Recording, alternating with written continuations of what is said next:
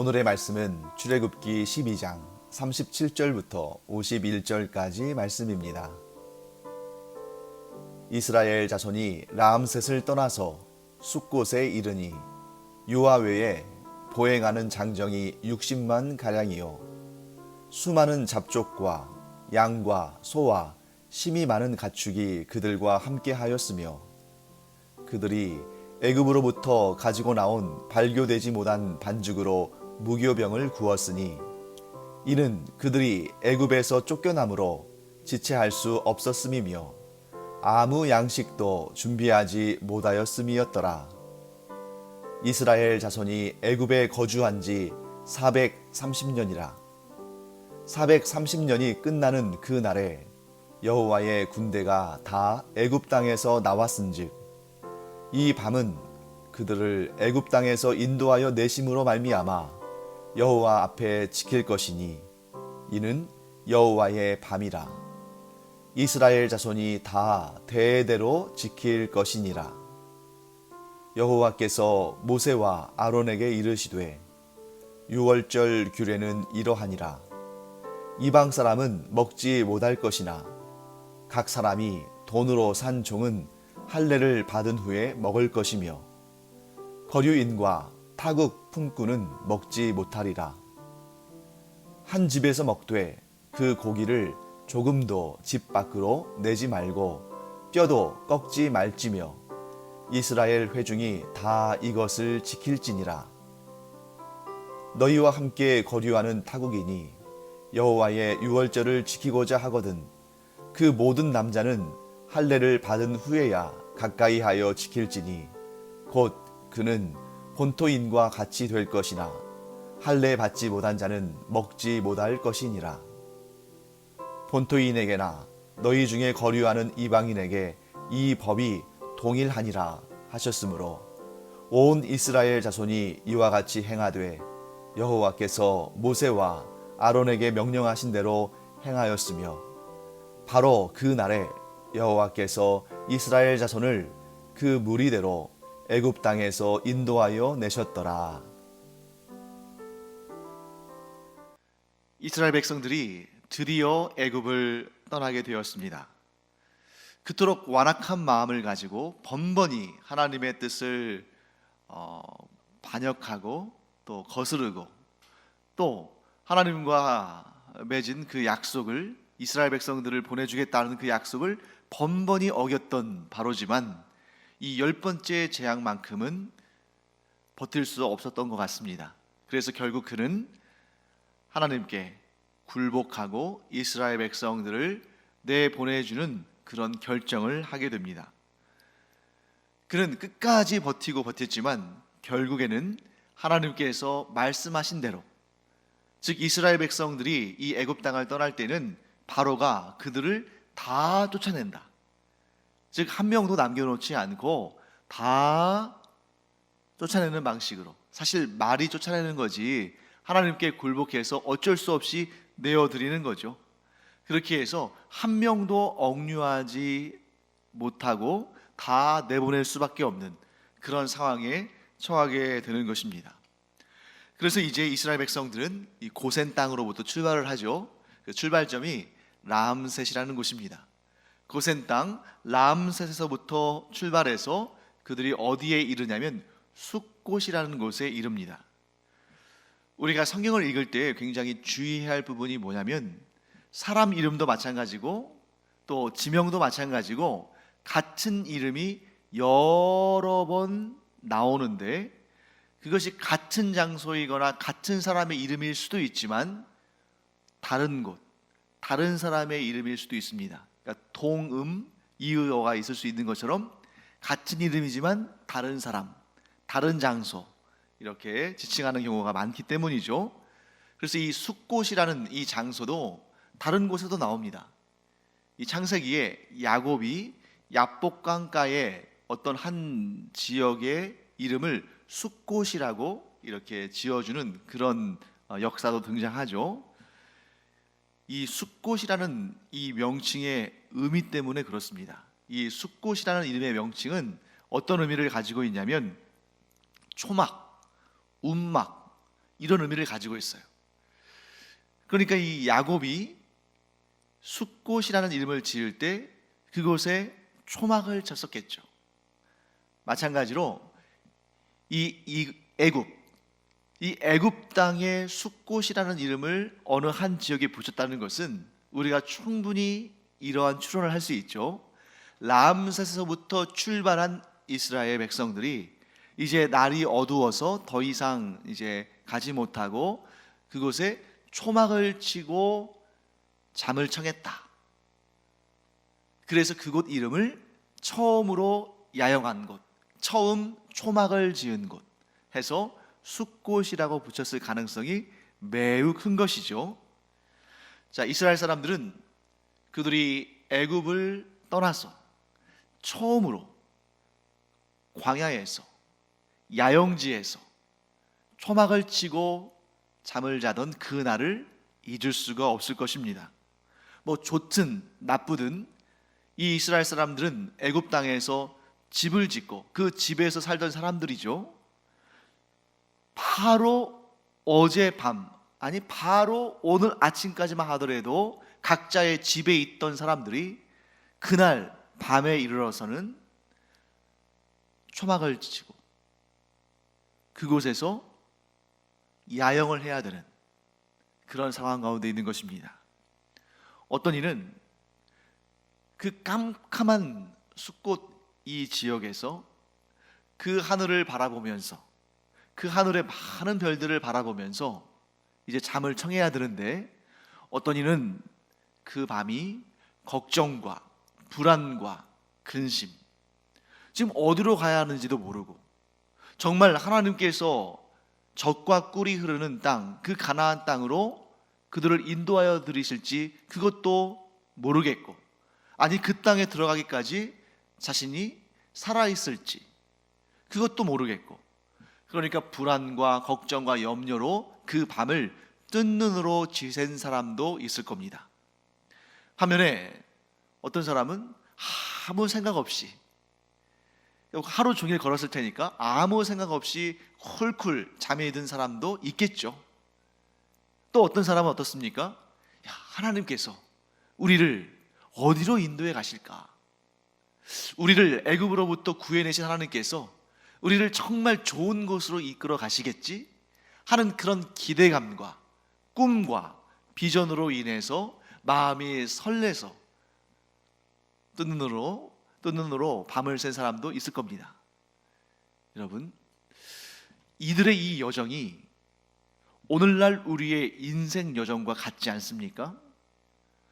우리도 물론 우리는 각자의 집에서 살고 있고 이렇게 뭐 가끔 취미로 야영할지는 모르지만 야영 생활하는, 초막을 짓고 사는 사람들은 거의 없죠, 우리 가운데. 그런데 삶의 주거 형태는 다르다 할지라도 바로 내일, 아니 1분 1초 앞에 어떤 일이 일어날지 알지 못하는 것은 이 애굽을 출발한 이스라엘 사람들이나 우리나 차이가 없는 것입니다. 그런데 어떤 이는 똑같이 미래를 알지 못하는 사람이지만 어떤 이는 걱정과 근심과 두려움과 염려와 이러한 정말 이 불확실한 미래에 대한, 그리고 하나님께서 나를 어디로 인도하실지에 대해서 알지 못하는 이런 상황 가운데에서 잠을 이루지 못하는, 걱정과 근심으로 잠을 이루지 못하는 그런 분들도 계시고, 뭐 하나님의 인도하심이나 또 내 미래의 비전이나 이런 거는 별 생각하지 않고 그냥 마음 편하게 하루하루 사시는 그런 분들도 있을 수 있고, 또 어떤 분들은 하루하루 살아가면서 오늘은 또 하나님께서 어떤 은혜를 베푸실까, 내일은 또 하나님께서 어떤 비전으로 나를 이끌어 가실까, 하나님께서 내 인생 가운데 어떤 놀라운 역사들을 이루실까, 오늘 내가 경험할 하나님의 은혜와 복은 무엇일까, 이런 생각에 마음이 뛰고 또 항상 기대감에 차 있고 그런 시간을 가지면서 인생을 사시는 분도 계실 겁니다. 혹은 어떤 때는 이런 것들이 좀 섞여 있을 수도 있겠죠. 어떤 때는 근심하다가 또 어떤 때는 비전과 소망으로 가득 찼다가. 자, 여러분은 어느 쪽에 속하시는 분이십니까? 저는 하나님께서 여러분들과 늘 동행하신다는 그 사실을 여러분이 그 사실을 늘 믿음으로 고백함으로 말미암아 비록 우리의 삶 가운데 예기치 못한 어려운 일과 또 고난과 또 문제들이 있을지언정 그 문제들을 넘어서는 믿음으로 인해서 하나님과 함께 동행하는 기쁨, 하나님께서 펼쳐주실 그 아름답고 복된 나의 내일과 미래에 대한 소망으로 늘 마음이 뛰고 벅차고 감사와 기쁨이 차고 넘치는 여러분과 저 우리 모두가 되기를 간절히 축원합니다. 자, 모세는 출애굽기를 기록하면서 이스라엘 자손이 애굽에 거주한 지 430년이 됐다라고 이렇게 기록하고 있습니다. 성경을 꼼꼼하게 읽어보신 분들은 이 430년이라는 시간에 대해서 조금 의아심을 가질 수도 있습니다. 왜냐하면 창세기 15장 13절을 보면 하나님께서 장차 아브라함의 후손들이 어떠한 그런 역사를 갖게 될지에 대해서 이렇게 대략적으로 간략하게 미리 말씀해 주시면서 뭐라고 하시냐면 너의 후손들이 400년 동안 이방인들의 종이 돼서 그렇게 고통 가운데 살 것이다. 그들을 섬기며 살 것이다. 라고 말씀하신 내용이 나옵니다. 창세기에서 아브라함에게 주신 말씀이죠. 그리고 사도행전, 신약에 와서 사도행전을 보면 이 출애굽까지 즉 이스라엘 백성들이 애굽에서 지낸 그 기간이 450년이라고 언급하기도 합니다. 아마도 400년, 450년 이런 숫자는 이 100년 단위, 50년 단위로 이렇게 좀 뭉뚱그려서 대략적으로 말하는 그런 어림수, 이런 대략적으로 말하는 약 이런 식으로 표현하는 숫자일 것 같아요. 그래서 조금 내려서 430년을 조금 내려서 보면 400년, 조금 늘려서 보면 450년, 그러니까 400년, 450년, 500년 이렇게 50년 단위로 어림잡아서 말하는 그 숫자에 맞춘 것이고, 정확한 기록은 이 출애굽 역사가 직접 기록된 출애굽기의 430년이 맞지 않을까 하고 우리가 생각할 수 있습니다. 자, 아무튼 뭐 400년이든 450년이든 430년이든 얼마나 긴 기간입니까? 이 긴 기간 동안 이방에서 객이 되어 이웃나라의 종이 되어 노예가 되어 살아가던 그 하루하루는 얼마나 힘들고 고되고 정말 깜깜하게 여겨졌을까? 자, 언제나 이 애굽 사람들의 학대에서 벗어날 수 있을까? 언제나 우리가 우리 스스로 우리의 힘으로 우리의 나라를 형성하고 살 수 있을까? 언제나 우리가 마음 편하게 있을 수 있을까? 어제나 오늘이나 내일이나 늘 이렇게 바라며 그렇게 꿈을 꾸며 살았을 텐데 1년 지나고 10년 지나고 50년 지나고 100년 지나고 400년이 지나도 여전히 그들의 삶의 변화가 없이 이 강한 나라 애굽의 노예로 학대를 당하며 살아갈 때에는 꿈도 소망도 희망도 다 무너져 내리고 정말 하루하루 죽지 못해서 살아가는 그런 형편의 삶을 이들이 살았을 것입니다.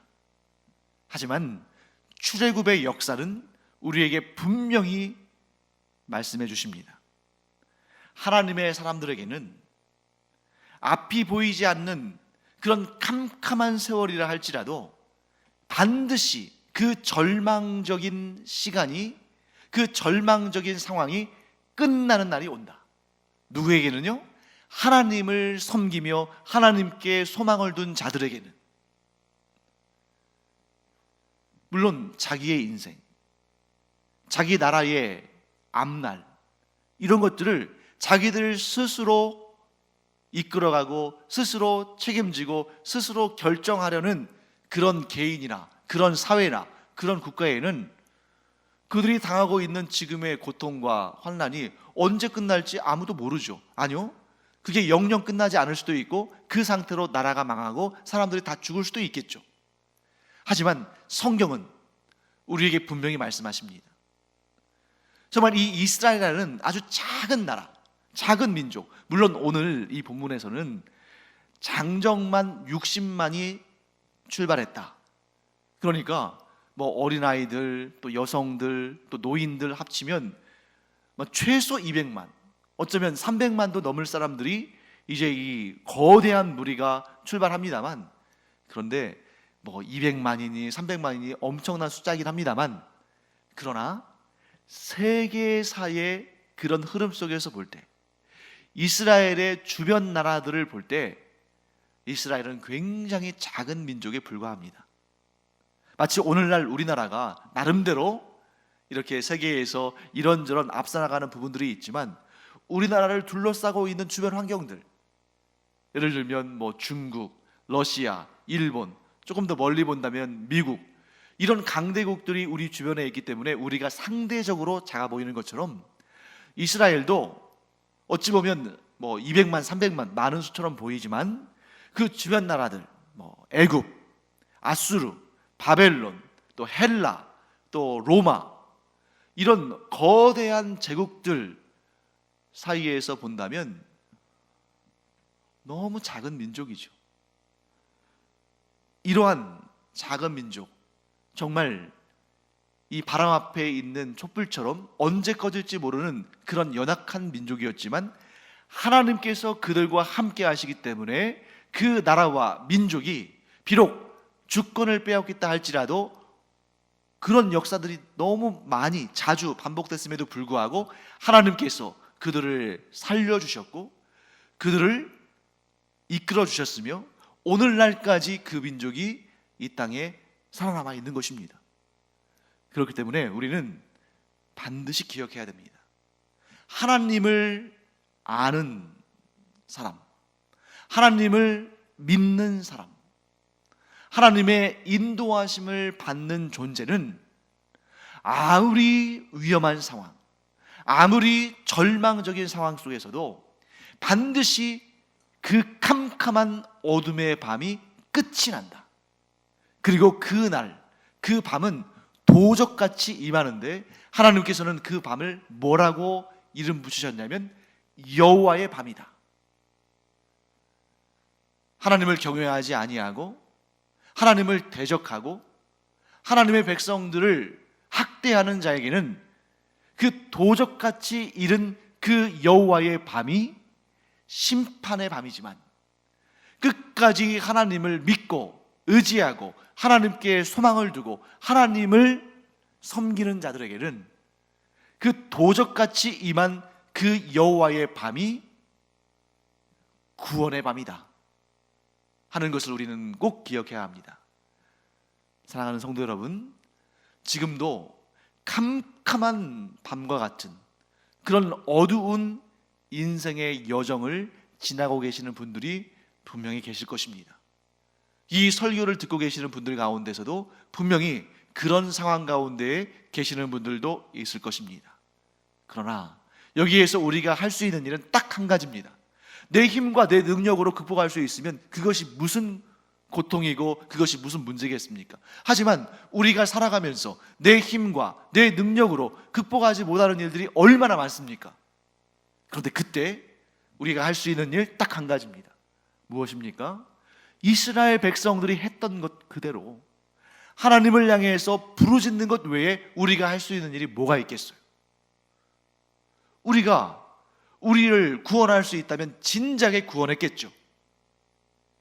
하지만 이런 캄캄한, 결코 끝이 나지 않을 것 같은 이런 캄캄하고 어두운 밤이 계속되는 이런 상황 가운데서도 우리는 오직 하나님께 부르짖고 하나님만 바라며 하나님만 의지해야 합니다. 그러면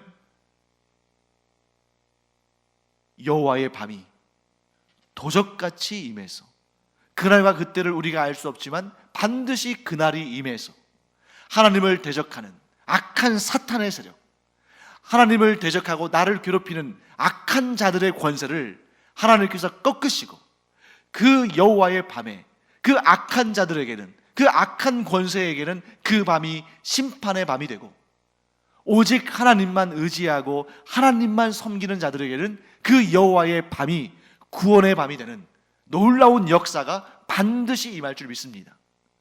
430년이나 지나서 이제는 아무런 소망이 없다라고 생각하는 사람들도 있었지만, 여호와의 밤은, 그 심판의 밤은, 또한 그 구원의 밤은 반드시 온다.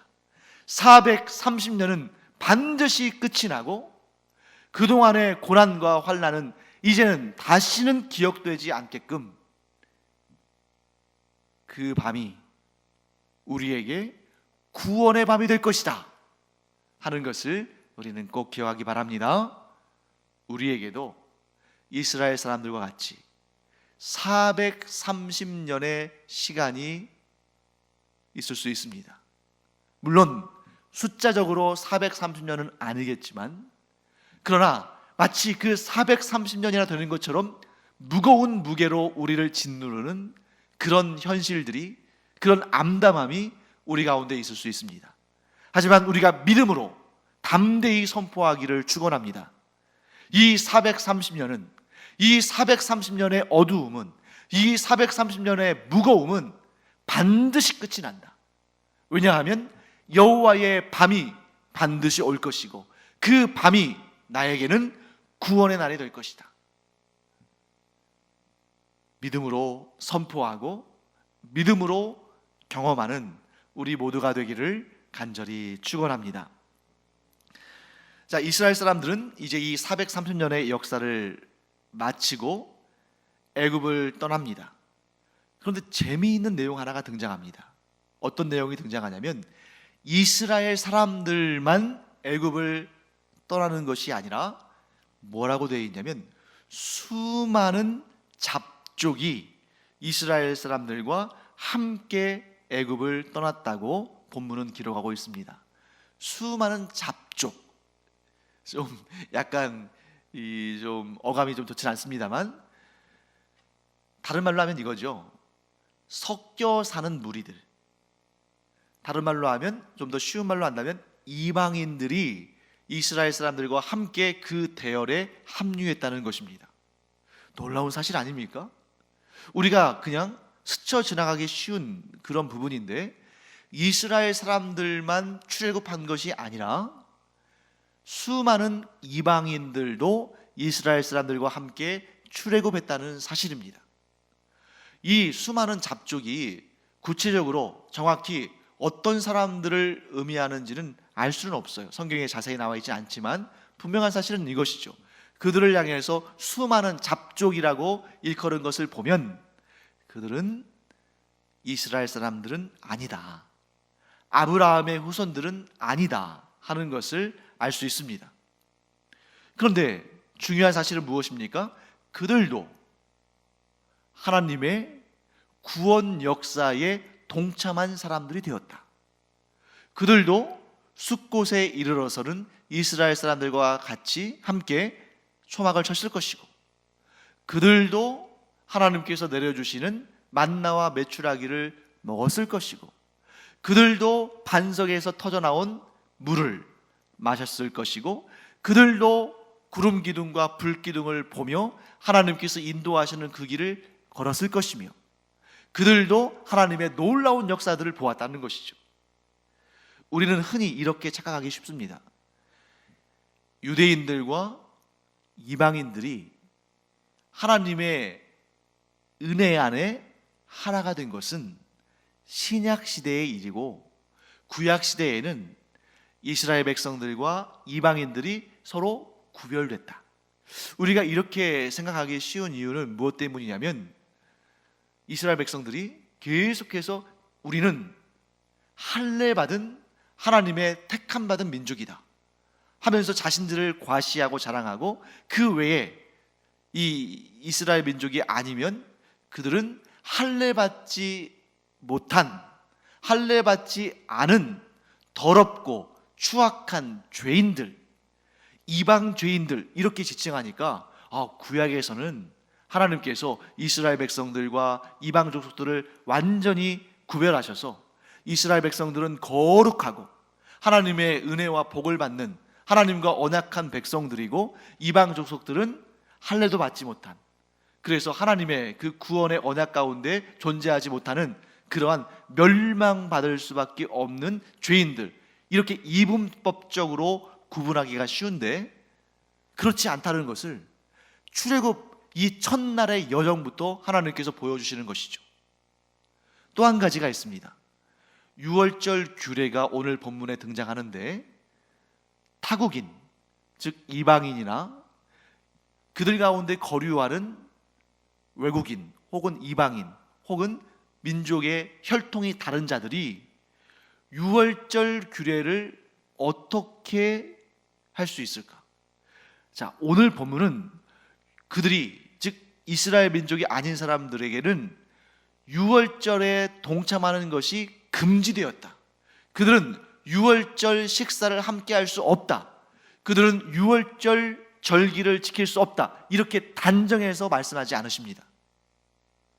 물론 이방인들은 유월절 식사를 함께하지 못하지만 그러나 그들이 유월절 절기를 지키고 유월절 식사를 함께하기를 원한다면 뭐라고 말씀하십니까? 그들이 할례를 받은 다음에 유월절 절기에 동참할 수 있다. 놀라운 사실 아닙니까?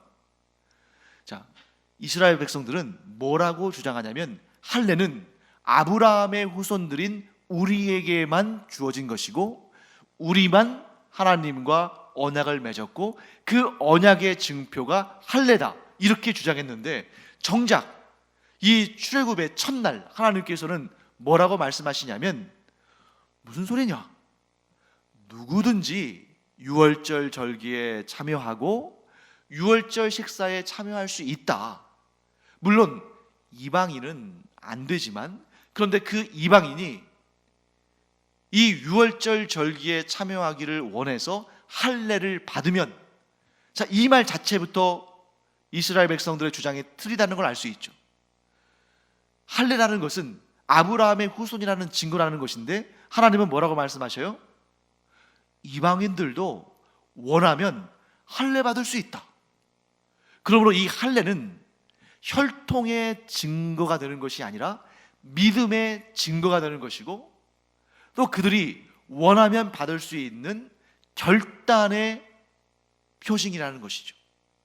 그러니까 아브라함의 혈통을 이은 자들, 곧 이스라엘 사람들만 유월절 절기에 참여할 수 있고 할례를 받을 수 있고 하나님과 언약 백성으로 여겨질 수 있는 이 이스라엘 민족들에게만 주어진 특권이다, 이게 아니라 누구든지 하나님을 섬기기를 원하면, 누구든지 하나님의 놀라운 구원 역사를 기념하는 이 유월절 절기에 참여하기를 원하면, 누구든지 할례 받기를 원하면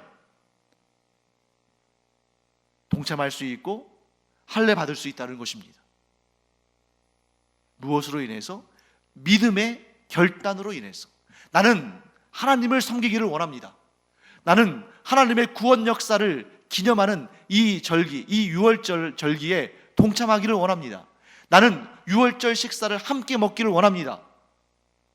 이런 믿음의 결단을 하면 비록 이방인이라 할지라도 그는 할례를 받고 이 놀라운 구원 역사의 증인으로 동참할 수 있는 것입니다.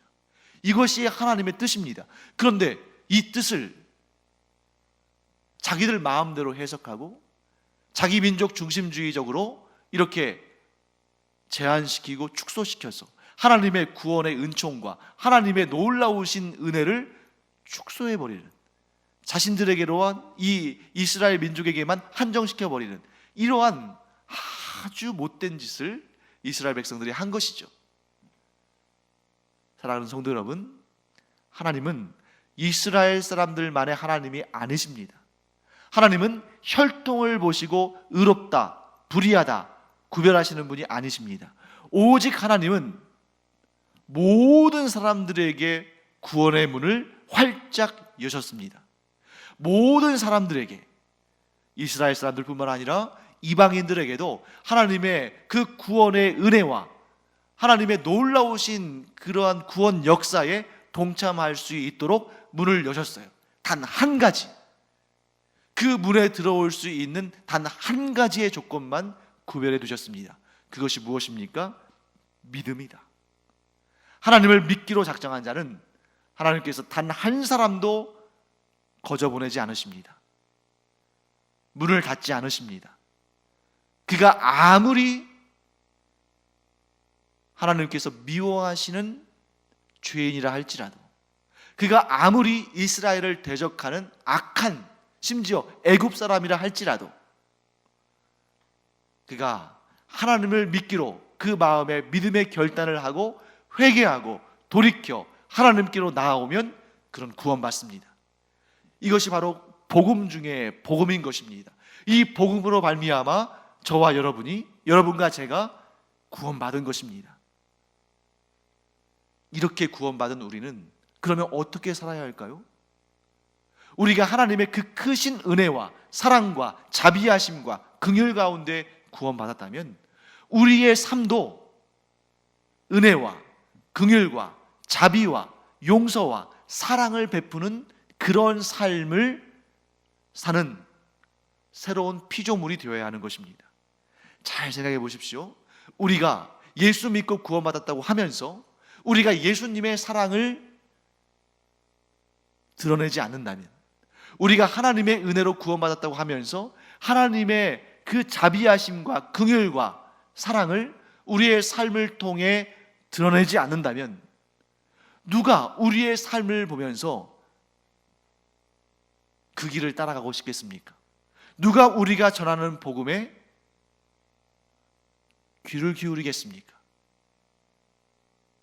그렇기 때문에 우리는 그 크신 하나님의 사랑으로 말미암아 구원받았기 때문에, 우리는 새로운 피조물이 되었기 때문에 우리의 삶도 이제는 하나님의 사랑을 닮은, 하나님의 은혜를 닮은, 하나님의 긍휼과 자비를 닮은 그런 인생으로 변화되고, 우리가 하나님만큼은 도무지 할 수 없지만 그러나 하나님을 닮은 삶의 본을 보일 때 우리를 통해서 많은 이들이